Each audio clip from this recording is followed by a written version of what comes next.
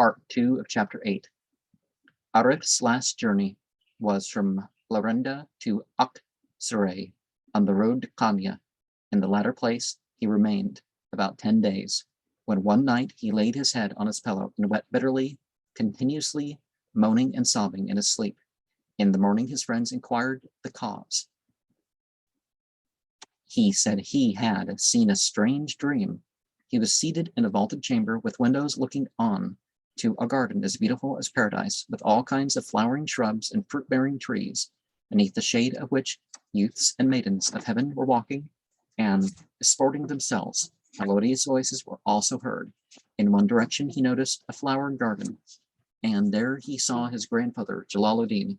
He wondered at his appearance, when lo, Jalal looked towards him and beckoned him to approach.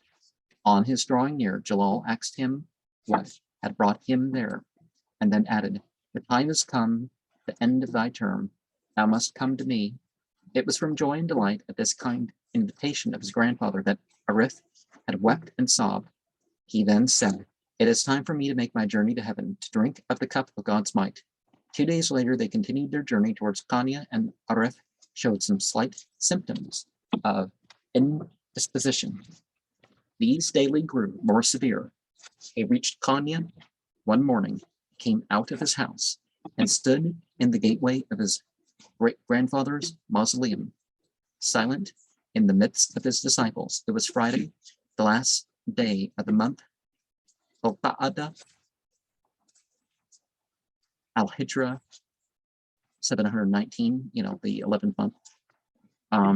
So the 13th of January, 1320 of the Common Era. The orb of the sun rose like a disk of gold, careering over the azure vault from an impulse given to it by the bat of God's decree. It attained the altitude of a lance length. Arif contemplated it and smiled. Shortly afterwards, he spoke as follows: "I am tired of this lower world, and I have no wish to remain beneath the sun, surrounded with dust and misery. The time has come for me to trample on the stars that encircle the pole, mounting beyond the sun, to occupy myself with the mysteries of the heavenly choir, and to be entirely delivered from the instabilities of this world of change."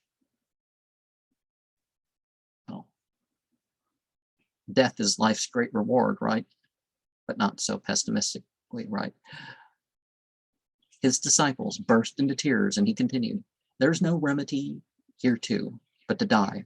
During life, my pleasure has been to journey and wander about in outward space, and in inward self-exploration, for idle spirits come in the world of material forms to contemplate the marvels of the horizons and the wonders of men's minds, to acquire knowledge, to attain certainty.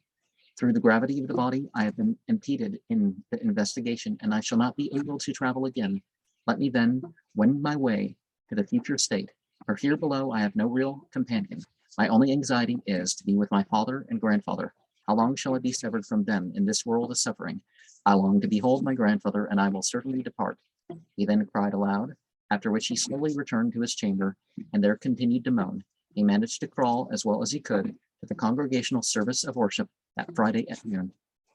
Thence he proceeded to the mausoleum, kissed the shrine, sang a hymn, performed a holy dance, and uttered ecstatic cries. He then laid himself down at full length on the floor, under which he is now buried, and said, "Where the man falls, let him be interred. Bury you the deposit of my corpse in this spot." That day was as though the last judgment were at hand. A tempest arose. All creation, mortal and immortal, seemed to be groaning. The day following Saturday, the traces of his malady were but too visible in Arif's features. He strove to battle with it and to converse as if he were in perfect health. His sickness lasted about 25 days. On the 22nd of Dhul-Hijjah, there was a violent shock of earthquake. There was then in Kanya a certain saint, commonly known as the student, a successor of the legalist Ahmed.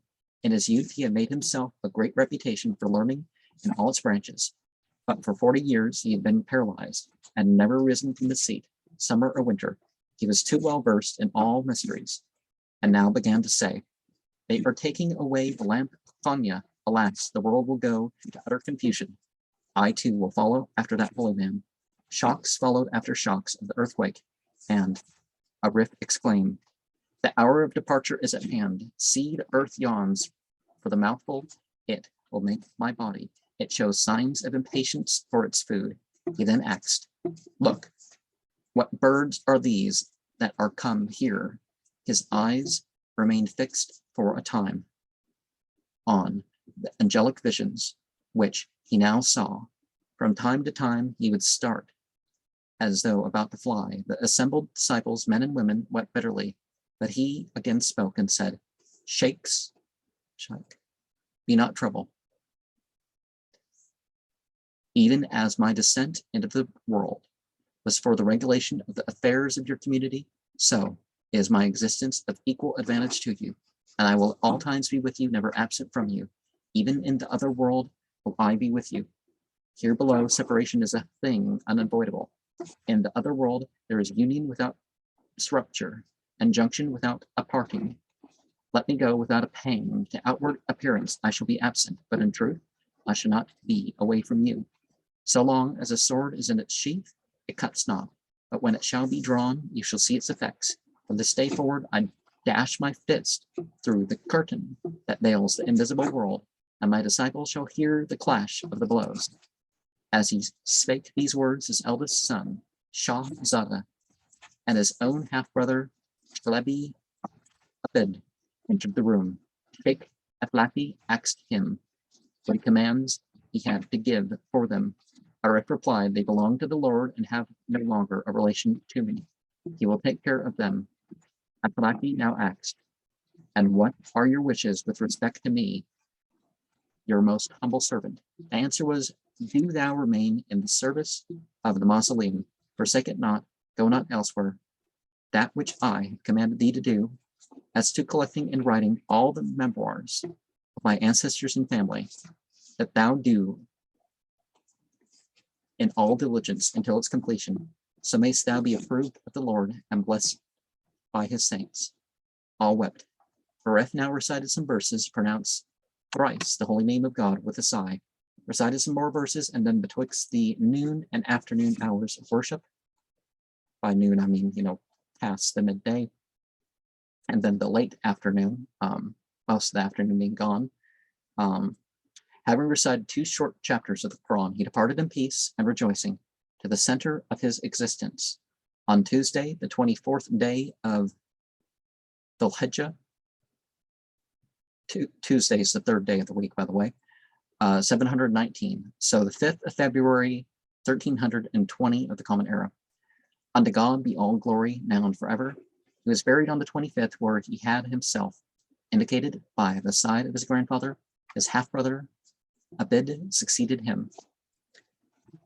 And European Armenians had made Zohrab as their family name. I don't know where it's 126. So program 126 is what we have here. Suhrab. So Suhrab into Zohrab. Okay.